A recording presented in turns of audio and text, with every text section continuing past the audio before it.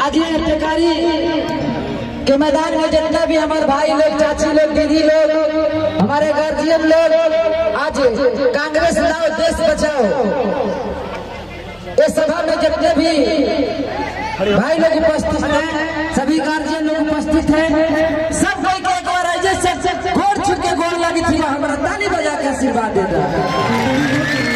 Hello, आज टेकारी में हम अलिवा है तो तोहनी सबसे पार्षद जी है ना अजहर इमाम जी, हमारा कहना थी कि टेकारी के लइकन तोरा बड़ी बोलावा हवा, हम कहली काहे जी ताकि पता ना, हम कहली कि करिया ही वही से। बहुत बहुत धन्यवाद सभी अतिथि को, और सबसे ज्यादा अजहर इमाम जी को देंगे कि जो भाई लोग से मिलने का मौका दिए। ठीक है जी, आगे लाल जादो डर लौना तेरा सुन डर दौड़े काचो कांग्रेस पार्टी अवरी सगरम गजे लड़ दोगे। अभी फिलहाल ये गाना मेरा हर जगह ट्रेनिंग चल रहा है, यूट्यूब लेके फेसबुक और इंस्टाग्राम पर। कितने लोग सुने ये गाना को? तेजस्वी भैया वो अपना रथ में बजाते चल रहे हैं, और कल उनसे बात हुआ गया कि मंच पर बोले कि 4 गाना आओ गाइए, और हम इधर से जाएंगे। कल तो मेरा बांका में प्रोग्राम है तेजस्वी भैया के साथ, छुट्टी मिलेगा तो फिर 4 गाएंगे। कल सुबह को मेरा ऑफिशियल चैनल पर गाना आया है इसे कि हरियर का मछिया से बढ़ाई मुरे थारा,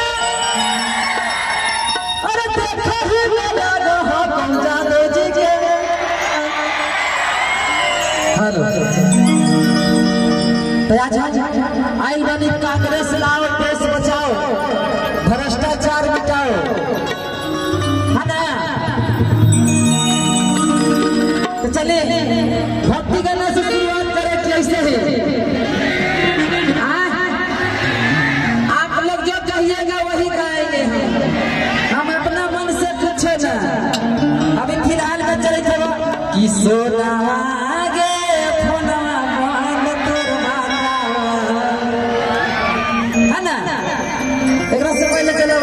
कि तेरे नमवा लिखा हमरा काट के, हगे गले डरा से तोरे जवानी जा। कुछ भी बोलते हो आकाश बाबा है, बहुत अच्छे मंच उद्घोषक है, और इनके हम आरा से बुला लिए कि टेकारी के लड़कन आपको पसंद है, और हमेशा साथ में रहते म्यूजिशियन टीम हमारे मुन्ना बैजू जी के सभी टीम को धन्यवाद। मुन्ना जी हमारा आज 7 साल से बैंजो बजा रहे हैं। हो जाए भक्ति का नाच ऐसे आज खा के नाई लगे जी, कुछ भी बोलते हो है ना? भक्ति गाना चाची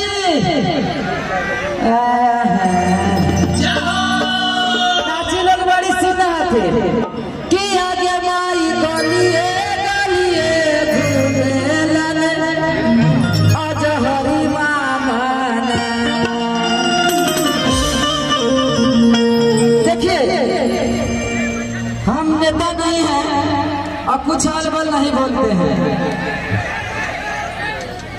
नेता नहीं है हम, अलबल कुछ नहीं बोलते हैं। हमारा बीच में अवधेश चाचा जी बैठे हैं जो गरीबों का नेता हैं और गया जिला में बहुत मदद करते हैं।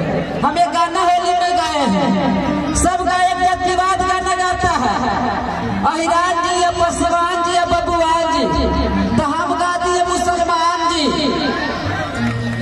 नेताजी वोट मांगे जाती तो कहती कि हिंदू मुस्लिम सिख ईसाई सब आपस में भाई भाई, तो हम कहले कि मुसलमान लोग नहीं गाना गाएंगे, वो मेरा गाना नहीं सोचे हैं, तो हम गा दिए। गाए हैं, इस मंच पर नहीं गा सकते हैं, लेकिन गाना एक बार आप लोग सुनिएगा। कोई कहता कि ज्यादा डालता रंग, तो पासवान जी करके डालता रंग, तो ऊपरे वाला तो बबुआ जी डालता, तो हम कह देवे कि घुरका उठा के मुसलमान डालते काहे कि हमको सपोर्ट करते हैं, कमेंट पढ़ते हैं तो मुसलमान का भी कमेंट आता है। अब हम वोट लेते हैं मुसलमान से, तो मुसलमान के गाना क्यों नहीं गाएंगे? गाएंगे ना, तो सब गाए। पहली बार जल्दी बात गाना गाए हैं, गाना का विरोध हो रहा है, कुछ लोग कर रहे हैं, लेकिन आप लोग साथ में तो कुछ नहीं भी करवा के होगा। आप लोग का दिन है कि बीडरवा के पापा नाम है, बिना बियाहे शादी के, है ना जी?